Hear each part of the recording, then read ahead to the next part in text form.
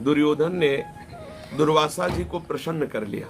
दुर्वासा जी ऐसे महात्मा है कि इनको प्रसन्न करना बड़ा कठिन है। 4 महीने दुर्योधन के पास रुके और उसने सम्यक सावधान होकर उनकी सेवा की।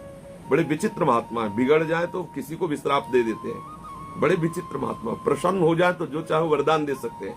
तो जब 4 महीना चतुर्मासा पूर्ण हुआ तो दुर्योधन से कहा, तुम्हारी सेवा से, तुम्हारी सावधानी से बहुत प्रसन्न, क्या चाहते हो? तो दुर्योधन के मन में द्वेष था पांडवों से, और भक्त से द्वेष करने वाला चाहे जिसकी सेवा करे वो नाश से नहीं बच सकता, ये पक्की बात।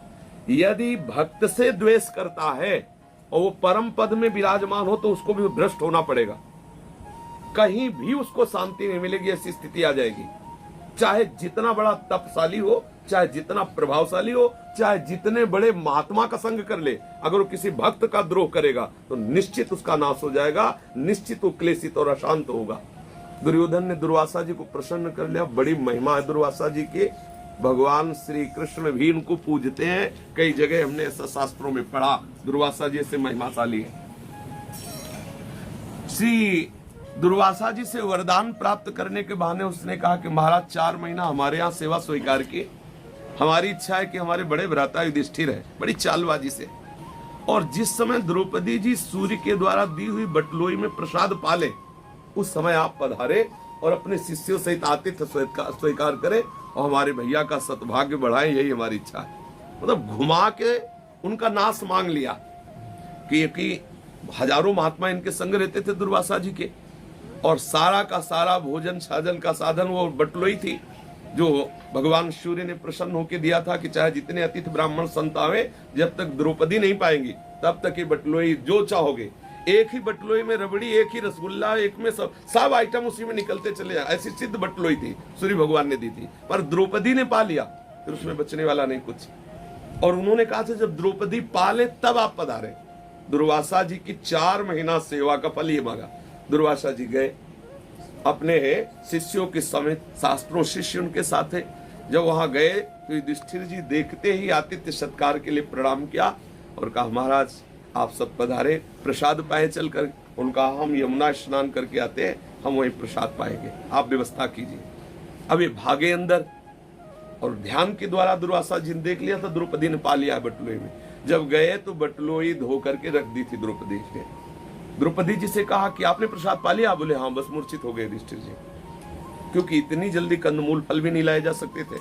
1000 और 500 थोड़ी थे, सुनते 60,000 महात्मा उस समय उनके साथ थे दुर्वासा जी के। 60,000 के लिए अगर एक एक फल देने की बात हो तो 60,000 फल चाहिए, और वो तो नहा के आ रहे तुरंत, कहाँ भी घबरा गए, मूर्छित हो गए।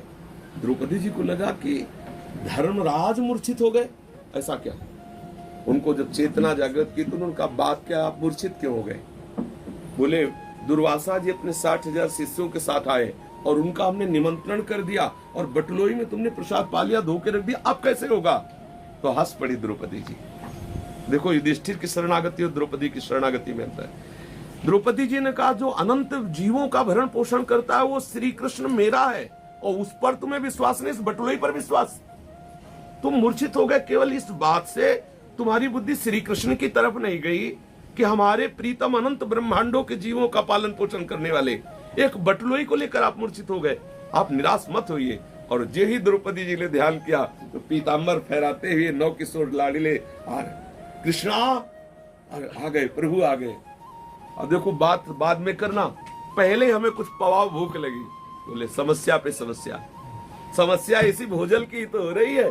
बोले हम कुछ सुनने वाले नहीं, बात तब सुनेंगे, पहले भोजन। बोले प्रभु इस समय कुछ नहीं। बोले ले आओ बटलोई। बोले वो धो के रख दिया। बोले तुम लाओ तो, कर तुम अकर तुम अन्यथा कर तुम सर्व समर्थ। क्या एक पतिव्रता पत्नी के द्वारा मार्जन किए हुए पात्र में जूठन रह सकती है क्या? कोई दलित हो, ग्रामीण तो रह सकती है, राजरानी है और किसी स्त्री से प्रकट नहीं हुई, यज्ञ से प्रकट हुई है। श्री द्रौपदी जी देवी है, कोई साधारण नारी थोड़ी है। और बटलोई वरदान से युक्त है कि द्रौपदी के पाने के बाद उसमें कुछ बचेगा नहीं। 2 बातें, एक पतिव्रता के द्वारा मार्जन किए हुए पात्र में जूठा कैसे रह सकता है, और एक देवता के द्वारा आशीर्वाद देने वाली बात कि आप द्रौपदी के पाने के बाद उसमें कुछ नहीं बचेगा। तो उसमें शीत कहां से बच गया? उसमें कैसे बटलो? यही है कर तुम अन्यथा कर तुम। ठाकुर ने कहा इसमें एक शीत लगा हुआ है, निकाला और कहा ये शीत तो पूरे विश्व को तृप्त करने में समर्थ है। और ठाकुर जी ने पाया, जे ही पाया तो वहां जितने महात्मा थे सबके हाथ फुल एकदम, मतलब एक कुल्ला जल भी पीने की सामर्थ्य नहीं रही।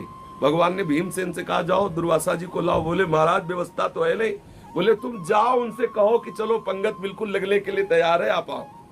दुर्वासा जी के पास गए तो वहां उबा सासी चल रही थी। भगवान तो सर्वसामर्थ्य। दुर्वासा जी से कहा कि खीर पकौड़ी रसगुल्ला सब तैयार, महाराज पधारो। तो उन्होंने कहा जो चाहो वरदान ले लो, भोजन की मत कहो, इस समय थूक लेने के भी सामर्थ्य नहीं जो मुंह में आ रहा है। भगवान है ना, ऐसा कर दिया कि महात्मा सब। दुर्वासा जी ने जब कहा कोई वरदान मांग लो लेकिन भोजन, बोले शिष्य ने कहा नहीं, गुरु जी तो कुछ पा भी सकते हैं, हमारी तो बिल्कुल सामर्थ्य पाने के लिए। भीम ने कहा कि जिस हेतु से दुर्योधन ने यहां भेजा था उस हेतु को वो प्राप्त हो जाए। दुर्योधन ने भेजा था कि ऐसे में दुर्वासा ऋषि के श्राप से पांडवों का नाश हो जाएगा। तो दुर्वासा जी ने कहा तथास्तु।